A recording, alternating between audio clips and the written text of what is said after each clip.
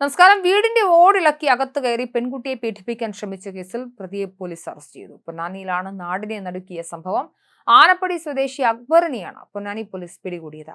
മാതാപിതാക്കളോടൊപ്പം കിടന്നുറങ്ങുകയായിരുന്ന പെൺകുട്ടിയുടെ ശരീരത്തിൽ സ്പർശിച്ചതിനെ തുടർന്ന് പെൺകുട്ടി ബഹളം വെച്ചു. മാതാവും പെൺകുട്ടിയും വീടിനുള്ളിലെ വെളിച്ചത്തിൽ പ്രതി പിൻവാതിൽ വഴി ഓടിപ്പോകുന്നതും കണ്ടു.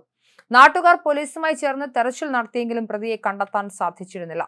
അതുപോലെ പരിസരവാസികളായ പെൺകുട്ടികൾ കുളിക്കുന്ന സ്ഥലത്തും അലക്കുന്ന സ്ഥലത്തും സംശയാസ്പദമായ രീതിയിൽ ചുറ്റിത്തിരിയുന്നത് ഇയാളെ പല സമയത്തും നാട്ടുകാർ കണ്ടിട്ടുണ്ട്.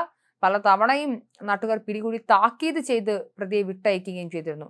ലഹരിക്കടിമയായ പ്രതി പെൺകുട്ടി താമസിക്കുന്ന വീടിന്റെ പരിസരത്ത് രാത്രി ചുറ്റിത്തിരിഞ്ഞിരുന്നുവെന്നും നാട്ടുകാർ പറയുന്നു. സ്ഥിരമായി കണ്ടിരുന്ന ഇയാളെ സംഭവശേഷം കാണാറില്ലെന്ന് പരിസരവാസികളിൽ നിന്ന് ലഭിച്ച വിവരത്തിന്റെ അടിസ്ഥാനത്തിൽ കസ്റ്റഡിയിലെടുത്ത് ചോദ്യം ചെയ്യുകയായിരുന്നു.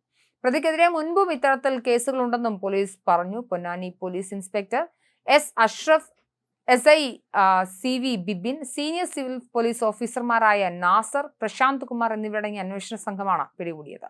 പൊന്നാനി കോടതിയിൽ ഹാജരാക്കിയ പ്രതിയെ റിമാൻഡ് ചെയ്തു. സംഭവത്തിൽ കൂടുതൽ അന്വേഷണം നടക്കുന്നതായും പോലീസ് പറഞ്ഞു.